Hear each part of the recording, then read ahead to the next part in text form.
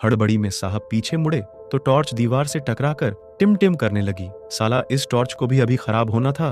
वे मन ही मन झल्लाए।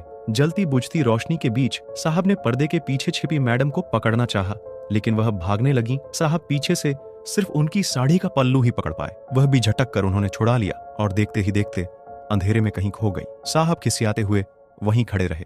चौकीदार मोबाइल टॉर्च घुमाते हुए बोला, देखा साहब, मैडम कितनी फुर्तीली हो गई हैं। ये सब उस चुड़ैल का असर है। हे भगवान, पता नहीं ये सब क्या हो रहा है। साहब के चेहरे पर गुस्सा और हताशा साफ झलक रही थी। बाहर चिड़ियों की चहचहाट शुरू हो गई थी। आसमान में हल्की हल्की रोशनी दिखाई देने लगी। चौकीदार बाहर झांकते हुए बोला, चिंता न करो साहब, अब तो सुबह हो गई है। अभी सोचते हैं आगे क्या करना है। करना क्या है, पहले पुलिस थाने चलते हैं, फिर किसी साइकेट्रिक से मिलेंगे। साहब का गला भर आया। वे दोनों रेस्ट हाउस के बाहर आ गए।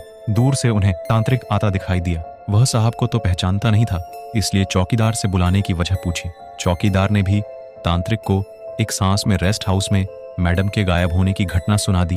तांत्रिक कुछ कहता इससे पहले ही घर के दरवाजे से मैडम आती दिखाई दी। साहब की खुशी का ठिकाना नहीं रहा, किंतु चौकीदार और तांत्रिक के चेहरे पर संशय बाकी था। मैडम पास आकर बोली, इतनी सुबह सुबह आप बाहर क्या कर रही हैं? अभी अभी मैंने आपको रेस्ट हाउस में भी देखा। बैंक गॉड, तुम मिल गई। साहब बहुत खुश थे, फिर थोड़ा गुस्से में बोले, कमाल करती हो तुम, बगैर बताए कहीं भी चली जाती हो। और तुम इस भूतिया रेस्ट हाउस में क्या कर रही थी? भूतिया रेस्ट हाउस? मैडम चौंकते हुए बोली, फिर मुंह पर हाथ रखकर खिलखिलाकर हंस दी। चौकीदार ने साहब के कान में फुसफुसाते हुए कहा, साहब चिल्लाकर मत बोलिए, मैडम अब आपकी पत्नी नहीं है, उनके अंदर उस लड़की की आत्मा है। गुड़िया तांत्रिक को अपना काम करने दीजिए। अब मेरा यहाँ कोई काम नहीं।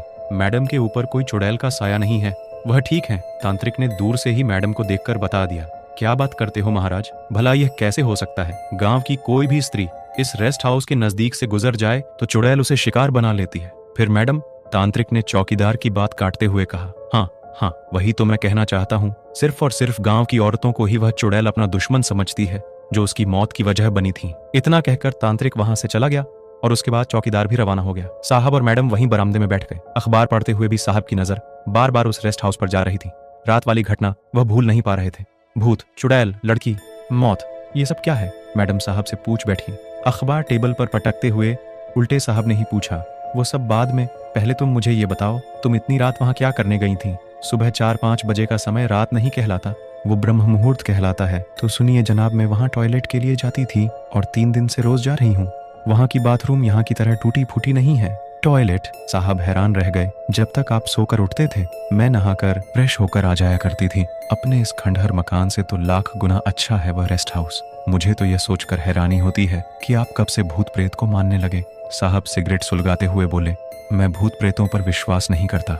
अब सिचुएशन के हिसाब से थोड़ी घबराहट तो होगी ही। दरअसल साहब के पहले दिन ऑफिस जाने के बाद मैडम ने घूमते हुए उस भूतिया रेस्ट हाउस का मुआयना कर लिया था। उसके बाद वह अक्सर बगल का छोटा गेट खोलकर वहां चली जाती थी। इस बात का इतना बड़ा तमाशा बनेगा उन्होंने सोचा नहीं था। मुझे माफ कर दीजिए।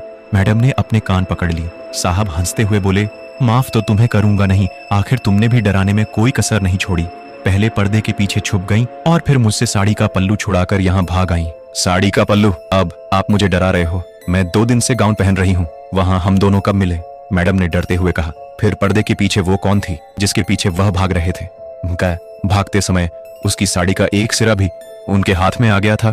सोचते हुए साहब के चेहरे पर पसीना छलक आया। मुंह से सिगरेट गिर गई। उनकी नजर अपनी हथेली पर गई तो वह सन्न रह गए।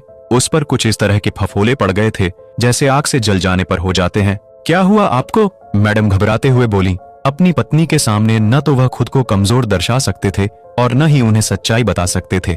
वह संभलते हुए बोले, कुछ नहीं, मैं ठीक हूँ। तुम्हें डराने के लिए सिर्फ मजाक कर रहा था। भूत चुड़ैल जैसा कुछ नहीं होता। कुछ नहीं। उस दिन साहब और मैडम दोनों शहर गए, लेकिन लौट कर आए सिर्फ साहब, क्योंकि मैडम को उन्होंने शहर में उनकी माँ के पास छोड़ दिया। फिर भूलकर भी उन्होंने उस रेस्ट हाउस तरफ नहीं देखा। कुछ महीनों बाद उनका तबादला दूसरे गांव हो गया। साहब की हथेली पर वह घाव का निशान आज भी बाकी है जो उन्हें उस रेस्ट हाउस की चुड़ैल से मिला था।